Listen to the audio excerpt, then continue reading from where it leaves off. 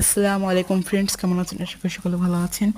এদিকে প্রথমে লক্ষ্য করুন, এই মুরগিটার চোখ দেখুন, এটার চোখ কিরকম লাল, আর এটার চোখের দিকে তাকিয়ে দেখুন, এটার চোখের চারিদিক দিয়ে কালো, যেন মনে হয় কাজল পরিয়ে রেখেছে কেউ এই মুরগিটাকে। আজকে আমার কিছু মুরগির সঙ্গে আপনাদের পরিচয় করে দিয়ে এসেছি।